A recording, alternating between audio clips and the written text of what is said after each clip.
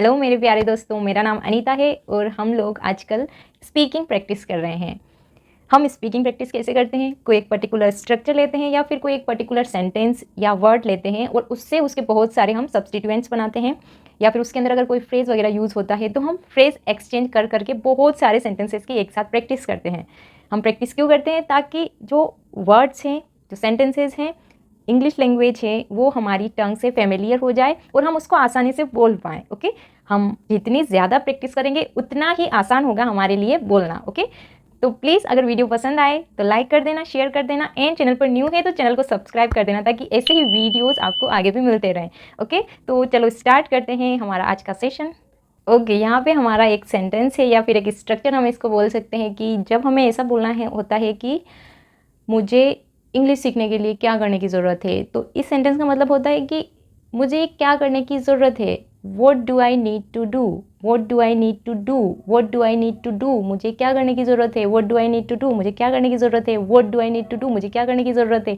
What do I need to do, मुझे क्या करने की ज़रूरत है। आपको भी ऐसे साथ साथ में बोलना है और पहले आपको सुनना है, उसके बाद में आपको भी साथ साथ में बोलते जाना है। ठीक है, ओके। इससे हम कौन कौन से सब्स्टिट्यूएंट्स जो सेंटेंस है वो बना सकते हैं, इससे हम कौन कौन सी और चीज़ें सीख सकते हैं, एंड इसके आंसर कैसे करेंगे वो हम अभी स्टार्टिंग में सीखेंगे, उसके बाद में हम बाकी चीज़ें डिस्कस करेंगे। ओके, सो यहाँ पर हमारा सेंटेंस है what do I need to do, मुझे क्या करने की ज़रूरत है। अगर मैं इसे बोलूँ कि मुझे इंग्लिश बोलने के लिए क्या करने की ज़रूरत है, ठीक है, या फिर मुझे एक फ्लुएंट स्पीकर बनने के लिए इंग्लिश में क्या करने की ज़रूरत है, तो मैं इसको इंग्लिश में कैसे बोलूँगी।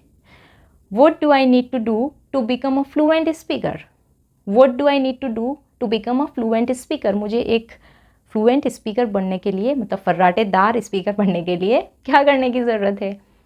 What do I need to do to become a fluent speaker, what do I need to do to become a fluent speaker. कैसे प्रैक्टिस करनी है आपको। What do I need to do to become a fluent speaker, what do I need to do to become a fluent speaker. Okay, तो ये से हम बोलेंगे। फिर इसका जवाब क्या हो सकता है, इसके जवाब हो सकते हैं, या फिर हम ऐसे बोल सकते हैं कि मुझे अपनी इंग्लिश इंप्रूव करने के लिए क्या करने की ज़रूरत है। What do I need to do to improve my English, what do I need to do to improve my English, what do I need to do to get fluency, what do I need to do to get fluency, मुझे fluency बढ़ाने के लिए क्या करने की ज़रूरत है, अपनी इंग्लिश इम्प्रूव करने के लिए क्या करने की ज़रूरत है। तो हम इसका जवाब कैसे दे सकते हैं और हम कौन कौन से इससे सेंटेंसेस और फॉर्म कर सकते हैं इस स्ट्रक्चर से। इसका जवाब मैं ऐसे देना चाहूँगी कि आपको, मान लिया मैंने ऐसे बोला कि आपको डेली प्रैक्टिस करने की ज़रूरत है या फिर रोज़ प्रैक्टिस करने की ज़रूरत है, तो आपका जवाब क्या होगा। आपको बस इतना करना है कि आप रोज़ प्रैक्टिस करो। तो इसके लिए हम यूज़ करेंगे all you need to do, all you need to do. All you need to do का मतलब होता है कि आपको बस इतना करना है। All you need to do to practise every day, आपको रोज़ प्रैक्टिस करने की ज़रूरत है। All you need to do to practise every day, आपको रोज़ प्रैक्टिस करने की ज़रूरत है। या फिर मैं बोलूँ कि आपको बहुत सारी प्रैक्टिस करने की ज़रूरत है, तो मैं क्या बोलूँगी, all you need to do to practise daily, all you need to do to practise a lot, आपको बहुत सारी प्रैक्टिस करने की ज़रूरत है। ओके, ठीक। दूसरा क्वेश्चन, जैसे कि अगर कोई हमसे पूछता है कि मुझे डॉक्टर बनने के लिए क्या करने की ज़रूरत है, पूछते हैं ना बहुत सारे कि मुझे डॉक्टर बनने के लिए क्या करने की ज़रूरत है, या फिर आप खुद भी अगर ऐसा बोलना चाहें तो कैसे बोलेंगे, यही बोलेंगे। सेंटेंस हमको सेम यूज़ करना है। What do I need to do to become a doctor, what do I need to do to become a doctor, what do I need to do to become a doctor. ठीक है, तो इसका answer क्या हो सकता है कि आपको नीट में पास होने की ज़रूरत है या फिर नीट क्वालिफाई करने की ज़रूरत है। क्वालिफाई नहीं बोलेंगे वैसे तो, पास करने की ज़रूरत है ऐसे बोल देंगे हम। ठीक है, तो हम क्या बोलेंगे कि all you need to do is just pass the NEET exam, all you need to do is just pass the NEET exam। NEET exam जो होता है उसको आपको पास करने की ज़रूरत है। ठीक है, ओके। हम ऐसे भी बोल सकते हैं कि मुझे प्रोफेसर बनने के लिए क्या करने की ज़रूरत है। What do I need to do to become a professor, what do I need to do become a professor, what do I need to do to become a professor. To become a professor हम use करेंगे। Okay, what do I need to do to become a professor. Okay, फिर इसका answer क्या हो सकता है कि आपको नेट क्वालिफाई करने की ज़रूरत है। वो क्या था, नीट, NEET, और ये है NET, national eligibility test, NET, NET qualify करने की ज़रूरत है। तो मैं बोलूँगी all you need to do is just pass the NET exam, all you need to do is just pass the NET exam. आपको सिर्फ नेट एग्ज़ाम को पास करने की ज़रूरत है। ओके, हम कुछ डिफरेंट टाइप के थोड़े से सेंटेंस ले लेते हैं। जैसे कि अगर मुझे बोलना है कि मुझे उसका भरोसा जीतने के लिए क्या करने की ज़रूरत है, तो मैं क्या बोलूँगी, what do I need to do to earn her trust. Earn भी बोल सकते हैं हम, गेन भी बोल सकते हैं। What do I need to do to earn her trust, what do I need to do to earn her trust. और मैं बोल सकती हूँ what do I need to do to gain her trust. मुझे उसका भरोसा जीतने के लिए क्या करने की ज़रूरत है, मुझे उसका भरोसा जीतने के लिए क्या करने की ज़रूरत है। इसको हम बोलेंगे what do I need to do to gain her trust, what do I need to do to gain her trust. उसका भरोसा जीतने के लिए मुझे क्या करने की ज़रूरत है। तो अगर लड़की विश्वास नहीं कर रही है और आपसे भरोसा उठ गया है उसका, तो मेरा जवाब ये होगा कि तुम्हारी जो भी जिस भी बात पे तुम्हारी लड़ाई हुई है तुम लोगों की, उसको सॉर्ट आउट करो तुम बात करके, मतलब उसके साथ में जो मैटर है तुम्हारा उसको डिस्कस करके सॉर्ट आउट कर लो, ठीक है। तो मैं बोलूँगी, अगर मुझसे कोई पूछता है कि what do I need to do to earn her trust, तो मैं बोलूँगी all you need to do is just discuss the whole matter with her. मतलब तुमको क्या करने की ज़रूरत है कि उसके साथ में जो पूरा जो तुम्हारा मैटर है उसको डिस्कस करने की ज़रूरत है, उसके साथ बात करो और सॉर्ट आउट करो अपनी प्रॉब्लम को, ठीक है। तो मैं बोलूँगी all you need to do is just discuss the whole matter with her, all you need to do is just discuss the whole matter with her। तुम्हें सारा अपना मैटर है उसको उसके साथ में डिस्कस करने की ज़रूरत है, तुम्हें अपने मैटर को उसके साथ में डिस्कस करने की ज़रूरत है। All you need to do is discuss the whole matter with her, okay. या फिर मैं और भी इससे क्वेश्चन बनाना चाहूँगी, मुझे इस दिक्कत से बाहर निकलने के लिए या फिर इससे छुटकारा पाने के लिए क्या करने की ज़रूरत है। बहुत बार बोलते हैं हम ये ऐसी चीज़ें भी कि इस दिक्कत में मैं फंस तो क्या हूँ, बट मुझे इस दिक्कत से बाहर निकलने के लिए क्या करने की ज़रूरत है। तो क्या बोलेंगे इंग्लिश में, what do I need to do to get rid of this problem. अब गेट रीड ऑफ का मतलब मैं आपको बता देती हूँ कि गेट रीड ऑफ का मतलब होता है किसी चीज़ से छुटकारा पाना, ठीक है। गेट रीड ऑफ का मतलब क्या होता है, किसी चीज़ से छुटकारा पाना।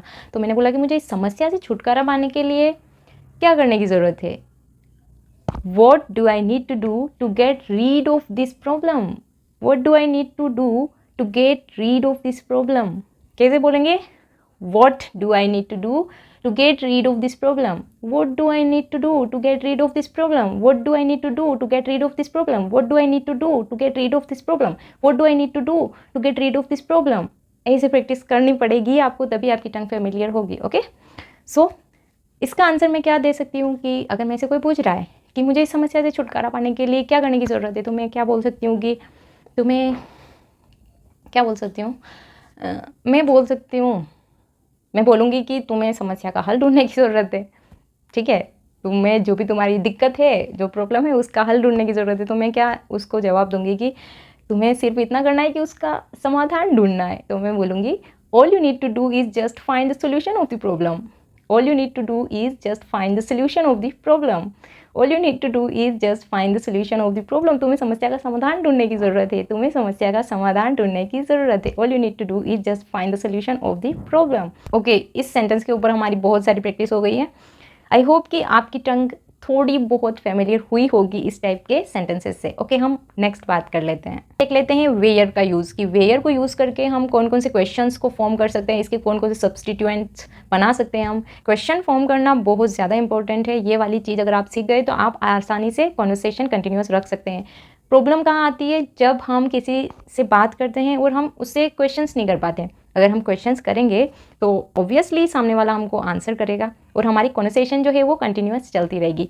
तो क्वेश्चन फॉर्मिंग की टेक्निक सीखना बहुत ज़्यादा ज़रूरी है। वेयर का यूज़ करके हम क्या क्या क्वेश्चंस कर सकते हैं, तो मैं आपको डिफरेंट सब्जेक्ट्स के साथ में और डिफरेंट वोकैब्स के साथ में इसका यूज़ बताती हूँ। ओके, तो अगर हमें ऐसी चीज़ें बोलनी है कि तुम कहाँ रहते हो, तुम कहाँ खेलते हो, तुम कहाँ पढ़ते हो, तुम कहाँ काम करते हो, या फिर मुझे ऐसे बोलना है कि वो लोग कहाँ पे काम करते हैं, वो लोग कहाँ पे पढ़ते हैं, इस टाइप के सेंटेंस जो है वो हम यूज़ करते हैं इस स्ट्रक्चर से, वेयर डू, क्योंकि जो हमारे सब्जेक्ट्स हैं ना, यू, दे, वी, आई, इनके साथ में डू का यूज़ होता है, इसलिए हम डू वाले जो सेंटेंस है उनके साथ में सिर्फ इन्हीं सब्जेक्ट्स का यूज़ करेंगे। कौन से, यू, दे, वी, आई, इनका, या फिर कोई दो से ज़्यादा लोग हैं उनके लिए हम इस सेंटेंस का यूज़ करते हैं। उसके अलावा हम इस सेंटेंस का यूज़ नहीं करते, मतलब कि डू वर्ब का यूज़ नहीं करते। तो मैं कैसे बोलूँगी?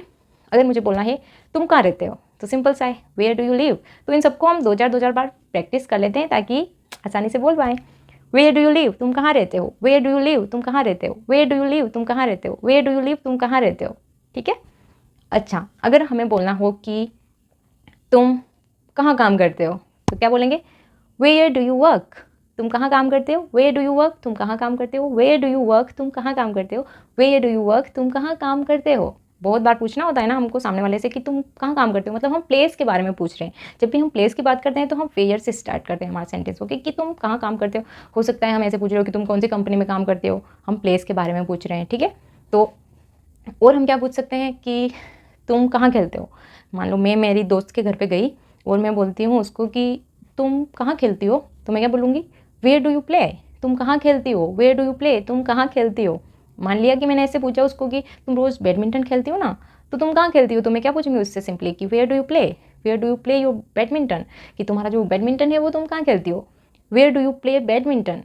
सपोज मुझे किसी से क्वेश्चन करना है कि तुम कहाँ पढ़ते हो, ठीक है, तो मैं क्या बोलूँगी? वेयर डू यू स्टडी, तुम कहाँ पढ़ते हो, वेयर डू यू स्टडी, तुम कहाँ पढ़ते हो, वेयर डू यू स्टडी, तुम कहाँ पढ़ते हो। या फिर मुझे ऐसे बोलना है कि वो लोग कहाँ पे पढ़ते हैं, वो लोग कहाँ पढ़ते हैं, तो मैं क्या बोलूँगी? Where do they study, where do they study, where do they work, वो कहाँ काम करते हैं, वेयर डू दे वर्क, वो कहाँ काम करते हैं, वेयर डू दे स्टडी, वो कहाँ पढ़ते हैं, वेयर डू दे लिव, वो कहाँ रहते हैं। यहाँ पे हम ऐसे भी बोल सकते हैं कि जैसे कि दो तीन जने यहाँ पे बैठ के बात कर रहे हैं, मेरे सामने कोई मेरे साथ है कोई, मैं थर्ड पर्सन के बारे में पूछूँ। थर्ड पर्सन क्या होते हैं? ही, शी, इट या फिर दे। ठीक है। उनके बारे में जब हम बात करते हैं ना, तीसरे लोग के बारे में, उसको थर्ड पर्सन बोलते हैं। तो यहाँ पे मैं किसी से पूछ रही हूँ कि वो लोग कहाँ रहते हैं, या फिर मैंने ऐसे पूछा कि वैसे वो लोग कहाँ रहते हैं, तो मैं क्या यूज़ करूँगी? By the way where do they live, by the way where do they live, वो लोग कहाँ रहते हैं, वैसे वो कहाँ रहते हैं, है ना। ऐसे हम पूछ सकते हैं। फिर अगर मुझे ऐसे बोलना है कि वेयर डू आई लिव, मान लो मैं भूल गई, मैं कोई नए शहर में गई, तो मैं ये भी सेंटेंस यूज़ करूँगी ना कि मैं कहाँ रहती हूँ, मैं भूल गई, मैं कहाँ रहती हूँ, तो मैं क्या बोलूँगी? वेयर डू आई लिव, मैं कहाँ रहती हूँ, भूल गई। क्योंकि जब नए शहर में जाते हैं तो ऐसा होना पॉसिबल होता है कि हम एक दो दिन के लिए अपन जो रहते हैं वो वाली जगह भूल जाते हैं। Okay, where do I live, मैं कहाँ रहती हूँ। ठीक है, ऐसा भी हम बोल सकते हैं। या फिर ऐसी सिचुएशन आ जाए कि तीन चार जने बैठ के आराम से बात कर रहे हैं। एक लड़की से मैंने पूछा, बताओ ये कहाँ रहती है, क्या तुम्हें याद है, नए नए दोस्त बने हैं। फिर मैं बोलती हूँ लड़की को कि तुम बताओ ये कहाँ रहती है, ये कहाँ रहती है। फिर मेरा नंबर आता है तो मैं बोल सकती हूँ ना उसको, and where do I live, और मैं कहाँ रहती हूँ, and where do I live, और मैं कहाँ रहती हूँ, ऐसे बोल सकती हूँ मैं। ठीक है, तो ये वाला सेंटेंस भी हम यूज़ कर सकते हैं। या फिर हमसे कोई पूछे कि वो लोग कहाँ काम करते हैं, where do they work, where do they work. ठीक है, वो लोग कहाँ काम करते हैं, तो answer might be they work in that and that company and that college, कुछ भी हो सकता है जहाँ पे वो वर्क करते हैं। उसका आंसर हम आसानी से कर सकते हैं कि दे work in, they work at. ठीक है, ऐसे हम यूज़ कर सकते हैं। अगर हम ऐसे बोलना चाहें कि वो कहाँ पढ़ती है, वो कहाँ रहती है, या फिर वो कहाँ रहता है, वो कहाँ खेलता है, वो कहाँ काम करता है, तो अब हम सिंगल पर्सन की बात कर रहे हैं, तो हमको यहाँ पर डू की जगह डज का यूज़ करना पड़ेगा। क्या बोलना पड़ेगा? वेयर डज ही लिव, वो कहाँ रहता है। प्रैक्टिस करें। वेयर डज ही लिव, वो कहाँ रहता है, वेयर डज ही लिव, वो कहाँ रहता है, वेयर डज ही लिव, वो कहाँ रहता है, वेयर डज ही लिव, वो कहाँ रहता है। ठीक है, मुझे ऐसे बोलना है कि वो कहाँ पढ़ती है, where does she study, where does she study, वो कहाँ पढ़ती है, वेयर डज शी स्टडी, वो कहाँ पढ़ती है, वेयर डज शी स्टडी, वो कहाँ पढ़ती है, वेयर डज शी स्टडी, वो कहाँ पढ़ती है। अब ये जो डज वाले जो सेंटेंस होते हैं ना, वो थोड़े से डिफिकल्ट होते हैं बोलने में, बट प्रैक्टिस करनी पड़ेगी। ओके, अगर मुझे ऐसे बोलना है कि वो कहाँ काम करता है, तो मैं क्या बोलूँगी? वेयर डज ही वर्क, वो कहाँ काम करता है, वेयर डज ही वर्क, वो कहाँ काम करता है, वेयर डज ही वर्क, वो कहाँ काम करता है, वेयर डज ही वर्क, वो कहाँ काम करता है। ओके, ठीक है। अगर ये वाला सेंटेंस हमको बोलना है तो हम कौन सी सिचुएशन में बोल सकते हैं? जैसे कि मान लो मैं किसी अंकल से बात कर रही हूँ, ठीक है, मेरे जितनी बड़ी उनके लड़की है, तो मैं उनसे पूछती हूँ कि आप लोग अकेले रहते हैं यहाँ पे, ठीक है, आपके बच्चे कहाँ रहते हैं, तो मैं क्या बोलूँगी? अगर 2 बच्चे हैं, 3 बच्चे हैं, जितने भी है, तो उसके लिए तो मुझे डू का यूज़ करना पड़ेगा, एक से ज़्यादा है तो मैं क्या बोलूँगी, वेयर डू दे लिव, वो लोग कहाँ रहते हैं, where do your children live, मतलब आपके बच्चे कहाँ रहते हैं, या फिर मैं ऐसे भी बोल सकती हूँ कि वो लोग कहाँ रहते हैं, वेयर डू दे लिव, तो वो उनके पापा जो है वो आंसर करेंगे कि हाँ वहाँ नहीं, वहाँ रहते हैं जहाँ पे भी है। अगर वो अंकल मुझसे बोले कि मेरी बेटी जो है वो वहाँ वर्क करती है, मतलब वहाँ काम करती है, तो मैं क्या बोलूँगी। अगर मुझे नहीं सुना है, देखना मैं आपको सेंटेंस बनाने की टेक्निक्स बता रही हूँ कि अगर मैं सही से सुन नहीं पा रही हूँ, अंकल ने मुझे बोला कि मेरी लड़की जो है उस कंपनी में काम करती है, कोई अच्छी सी कंपनी का नाम बताया मान लो, तो मैं क्या बोलूँगी कि व्हाट डिड यू से, वेयर डज शी वर्क। अगर मुझे थोड़ा अचंभा हुआ कि इनकी लड़की वहाँ भी काम कर सकती है, सपोज़ कि गूगल वगैरह का नाम ले लिया, तो मैं बोलूँगी व्हाट डिड यू से, वेयर डज शी वर्क, वो कहाँ काम करती है, तो फिर वो बोलेंगे गूगल में काम करती है, तो मैं बोलूँगी वाह आपकी लड़की तो बड़ी होशियार है, ठीक है ओके। और मैं क्या बोल सकती हूँ कि वेयर डज शी प्रैक्टिस, वो कहाँ प्रैक्टिस करती है, या फिर मैं ऐसे बोलूँ कि वो कहाँ खेलता है, तो मैं बोल सकती हूँ ना where does he play cricket, हम ऐसे भी बोल सकते हैं ना वो क्रिकेट कहाँ खेलता है, where does he play cricket, where does he play cricket, where does he play cricket okay. अब हम बात करते हैं, अगर मुझे ऐसे बोलना है कि वो कहाँ है, या फिर मेरी चाबी कहाँ है, मेरी टोपी कहाँ है, बस स्टैंड कहाँ है, पोस्ट ऑफिस कहाँ है, पुलिस स्टेशन कहाँ है, आज का न्यूज़पेपर कहाँ है, ऐसी चीज़ें मैं अगर बोलना चाहूँ तो मैं कैसे बोल सकती हूँ, वेयर का यूज़ करके, क्योंकि कहाँ है आ रहा है तो हमको वेयर का यूज़ करना ही है, क्योंकि हमको प्लेस बताना है ओके। तो मैं कैसे बोलूँगी, वेयर इज़ शी, वो कहाँ है, वेयर इज शी। यहाँ पर हम इज़ का यूज़ देख रहे हैं अब, है ना, इज़ हम हेल्पिंग वर्ब किस किस के साथ में लगाएंगे, किसके सब्जेक्ट के साथ में हम इज़ हेल्पिंग वर्ब का यूज़ कर सकते हैं, वो यहाँ पर देखेंगे, आर का आगे यूज़ देखेंगे ओके ओके। सिंगुलर सब्जेक्ट्स के साथ में हम इज़ का यूज़ करते हैं, वेयर इज़ शी, वो कहाँ है, तो एक लड़की के लिए बात की मैंने, वेयर इज़ ही, वो कहाँ है, एक लड़के के लिए मैंने बात की। अगर मैं बोलूँ कि वेयर इज़ योर मदर, तो तुम्हारी मम्मी तो एक है, तो तुम क्या लगाओगे, is. Where is your mother, तुम्हारी मम्मी कहाँ है, वेयर इज़ योर मदर, तुम्हारी मम्मी कहाँ है, वेयर इज़ योर मदर, तुम्हारी मम्मी कहाँ है, वेयर इज़ योर मदर, तुम्हारी मम्मी कहाँ है, ऐसे ही where is your father, where is your brother, where is your sister, where is your sister in law. तो सिंगल पर्सन के लिए हम इज़ का यूज़ करेंगे वेयर के साथ में ओके। या फिर किसी के नाम के साथ में भी आप यूज़ कर सकते हैं, जैसे कि मेरा नाम अनीता है, तो मैं कोई दूसरा किसी दूसरे से पूछ रहा है कि वेयर इज़ अनीता, अनीता कहाँ है, वेयर इज़ अनीता, अनीता कहाँ है ओके। अब हम देख लेते हैं कि हम चीज़ों के लिए भी यूज़ कर सकते हैं इसको, कैसे, वेयर इज़ माई केप, मेरी टोपी कहाँ है, वेयर इज़ माई वॉच, मेरी वॉच कहाँ है, वेयर इज़ टुडेज़ न्यूज़पेपर, आज का अखबार कहाँ है, वेयर इज़ टुडेज़ न्यूज़पेपर, आज का अखबार कहाँ है। या फिर मैं बोलूँगी where is police station, where is post office, where is bathroom, bathroom कहाँ है, where is your school, where is your college, where is hospital, hospital कहाँ है, स्कूल कहाँ है, तुम्हारा हॉस्टल कहाँ है, वेयर इज़ योर हॉस्टल। और भी आप किसी प्लेस के लिए भी बोल सकते हैं कि पेरिस कहाँ है, लंदन कहाँ है, दिल्ली कहाँ है। आप जिसके बारे में नहीं जानते उसके लिए आप पूछ सकते हैं कि where is Delhi, where is Mumbai, where is Paris, where is London, where is America, हम ऐसे पूछ सकते हैं। ऐसे भी पूछ सकते हैं where is the India, the नहीं लगाना है इंडिया के साथ में, किसी भी कंट्री के साथ में द का यूज़ नहीं करना है ओके। एक्सेप्शन है उसमें भी कि जो बहुत सारे ग्रुप्स से स्टेट से मिलकर बने होते हैं उनके साथ में हम द का यूज़ करते हैं, ठीक है। जैसे कि द यूनाइटेड स्टेट्स सकते हैं, द नीदरलैंड्स, इनके लिए हम यूज़ करते हैं द का, बट हम कभी the India, the China, the America, the Russia ये कभी नहीं बोलेंगे ओके ओके। तो हमने ऐसे बोल दिया है कि where is Paris, where is America, where is Delhi, where is Mumbai, ऐसे बोल सकते हैं। उसके बाद में हम और भी बोल सकते हैं कि रूम नंबर 25 कहाँ है, where is room number 25, where is room number 25, where is room number 25 okay. अब हम देख लेते हैं कि वेयर आर का यूज़ हम कैसे करेंगे। तो वेयर आर का यूज़ हम करेंगे प्लूरल नाउन्स के साथ में ओके। कैसे करेंगे कि अगर मुझे बोलना है कि तुम्हारे मम्मी पापा कहाँ हैं, where is your parents, where is your parents, तुम्हारे मम्मी पापा कहाँ हैं, वेयर इज़ योर पेरेंट्स, तुम्हारे मम्मी पापा कहाँ हैं। गुस्से में नहीं बोलना है, सिचुएशन के हिसाब से हमको यूज़ करना है। जैसे कि कोई खुशी होती है अगर मुझे किसी के आने से, तो मैं बोलूँगी कि वेयर इज़ योर पेरेंट्स, कि तुम्हारे मम्मी पापा कहाँ हैं, दिख नहीं रहे। या फिर मुझे अगर गुस्सा आता है तो मैं ऐसे बोल सकती हूँ वेयर इज़ योर पेरेंट्स, तुम्हारे मम्मी पापा को बुलाओ, call them, where is your parents, तुम्हारे मम्मी पापा कहाँ हैं। ओके, उसके बाद में और भी हम यूज़ कर सकते हैं कि बोलना है कि चाबियाँ कहाँ हैं, तो मैं क्या बोलूँगी where are the keys, where are the keys, चाबियाँ कहाँ हैं। और मैं बोलूँ कि टिकट्स कहाँ हैं, where are tickets, where are tickets, tickets कहाँ हैं। और हम ऐसे ड्रेस आर्टिकल्स के बारे में बोल सकते हैं जिसके 2 पार्ट्स होते हैं, तो वो प्लूरल नाउन्स होते हैं। तो उसके लिए जैसे कि मेरी पैंट कहाँ है, मेरी ट्राउज़र कहाँ है, मेरे शॉर्ट्स कहाँ है, तो हम ऐसे ऐसे पैंट और ट्राउज़र नहीं बोलते हैं, पैंट्स एंड ट्राउज़र्स बोलते हैं। ओके, तो कैसे यूज़ करूँगी मैं, where are my trousers, where are my pants, where are my pants, where are my trousers, where are my shorts, where are my sneakers.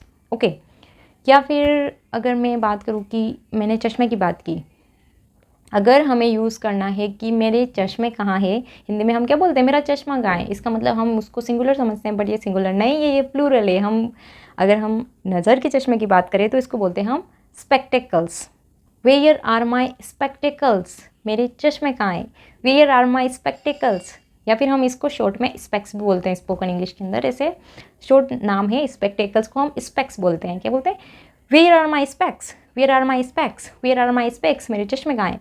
और उनको जो दूसरे चश्मे होते हैं उनको तो हम गोगल बोलते हैं, where are my goggles, where are my goggles. Okay, और किसके हो सकते हैं 2 पार्ट, सीज़र के, ठीक है, जो कैंची होती है ना तो उसको हम सीज़र्स बोलते हैं, सीज़र्स। तो हम क्या बोलेंगे, where are scissors, where are scissors, कैंची कहाँ है, वेयर आर सीज़र्स, कैंची कहाँ है। और एक कॉमन क्वेश्चन जो आपको रट्टा मार लेना है कि आप कहाँ से हैं, where are you from, where are you from, आप कहाँ से, वेयर आर यू फ्रॉम, आप कहाँ से हैं, वेयर आर यू फ्रॉम, आप कहाँ से हैं, वेयर आर यू फ्रॉम, आप कहाँ से हैं, वेयर आर यू फ्रॉम, आप कहाँ से हैं।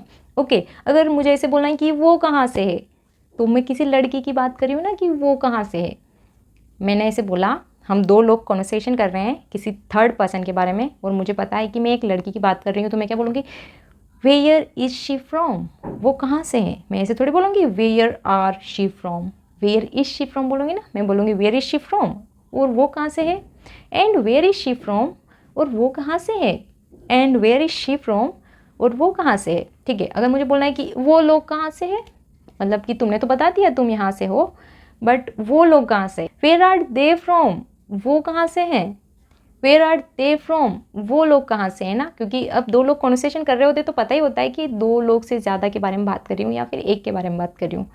अगर मेरे को ऐसे बोलना है कि वो लड़का कहाँ से है, तो मैं क्या बोलूँगी, where is he from, where is he from, वो लड़का कहाँ से है, where is he from, where is he from, वो कहाँ से है। ओके, अगर किसी पर्सन के बारे में हमको पूछना है कि वो, जैसे कि मेरा नाम है कि अनीता कहाँ से है, मैं नई नई गई हूँ क्लास में, नया एडमिशन हुआ है मेरा, और 2 लड़कियां हैं जो है वो मेरे से अब मेरा नाम पूछती है और मैं वहाँ से चली जाती हूँ, तो वो दोनों आपस में कॉन्वर्सेशन करती है, बोलती है कि वो कैसे पूछेगी कि अनीता कहाँ से है, तो वो बोलेगी where is Anita from, where is Anita from, Anita कहाँ से है, where is Anita from, Anita कहाँ से है। ओके, तो वेयर इज़ का यूज़ होगा किसी पर्सन के नाम के साथ में। ओके, थोड़े से सेंटेंस और हम देख लेते हैं कि अगर मुझे ऐसे बोलना है कि मेरी किताब खो गई, I lost my book, I lost my keys, मेरी चाबियाँ खो गई, आई लॉस्ट माई बुक, मेरी किताब खो गई, वो शुड आई डू, मैं क्या करूँ, वो शुड आई डू, मैं क्या करूँ, आई लॉस्ट माई कीज़, वो शुड आई डू, मेरी चाबियाँ खो गई, अब मैं क्या करूँ, वो should I do now. Okay, हम ऐसे भी बोल सकते हैं कि मेरी, इसके सब्स्टिट्यूएंट्स बनाते हैं, जैसे कि मेरी किताब खो गई, मेरी चाबियाँ खो गई, मेरे जूते खो गए, मेरी टिकट्स खो गई, मेरा पासपोर्ट खो गया, तो मैं क्या बोलूँगी, आई लॉस्ट माई बुक, वो शुड आई डू नाउ, अब मैं क्या करूँ, आई लॉस्ट माई शूज़, वो शुड आई डू नाउ, मेरे जूते खो गए हैं, अब मैं क्या करूँ, आई लॉस्ट माई पासपोर्ट, वो should I do now, I lost my passport, वो शुड आई डू नाउ। क्योंकि कोई भी चीज़ अगर बहुत काम की खो जाती है तो हमको ऐसा ही फेस बना के बोलना होता है। बोलना क्या होता है, हम बोलेंगे ही ऐसे ही क्योंकि कोई चीज़ खो गई है यार।